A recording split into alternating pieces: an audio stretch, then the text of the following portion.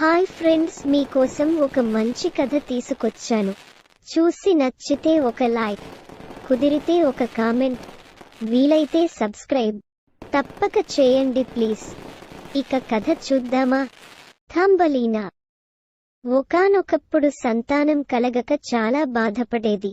ఒకరోజు ఆమె ఒక అద్భుత విత్తనాన్ని నాటింది.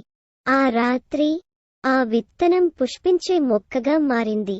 ఎంత అందమైన పువ్వు అని ఆ స్త్రీ రేకులను ముద్దాడింది.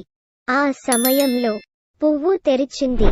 పువ్వు లోపల ఒక చిన్న అమ్మాయి కూర్చుని ఉంది. అమ్మాయి బొటనవేలు కంటే పెద్దది కాదు. ఆ స్త్రీ ఆమెకు తుంబెలినా అని పేరు పెట్టింది.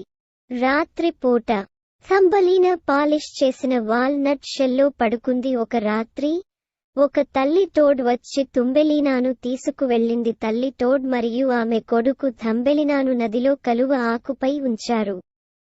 తర్వాత వారు పెళ్లికి ప్లాన్ చేయడానికి బయలుదేరారు. థంబలీనా చాలా విచారంగా ఉంది. ఆమె ఏడవటం ప్రారంభించింది.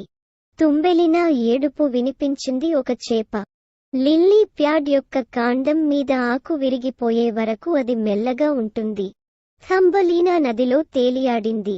వేసవి మాయమైంది. శీతాకాలం వచ్చింది. థంబలీనా చల్లగా ఉంది. ఒక ఫీల్డ్ మౌస్ ఆమెపై జాలిపడింది.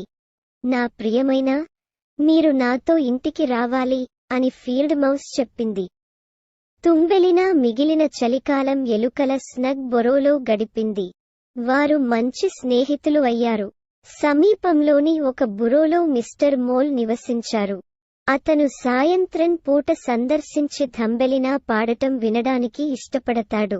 ఒక సాయంత్రం మిస్టర్ మోల్ థంబెలినాను సందర్శించినప్పుడు ఒక కోయిల దొరికింది. పక్షి చల్లగా మరియు గాయపడింది. థంబెలినా స్వాలో కోసం శ్రద్ధ వహించింది మరియు ప్రతిరోజు అతనికి ఆహారం తెచ్చింది. మిస్టర్ మోల్ తుంబెలినాతో ప్రేమలో పడింది. ఆమెను పెళ్లి చేసుకోవాలనుకున్నాడు. థంబెలినా మిస్టర్ మోల్ని వివాహం చేసుకోవాలనుకోలేదు. మరోసారి ఆమె చాలా సంతోషంగా ఉంది. ఒకరోజు థంబెలినా చూసుకున్న కోయిల ఆమె తప్పించుకోవడానికి సహాయం చేయడానికి వచ్చింది.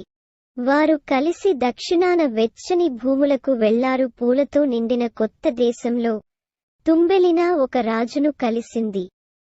అతను కూడా చిన్నవాడు. థంబలీనా రాణి అయింది. ఆమె మరియు రాజు సంతోషంగా జీవించారు.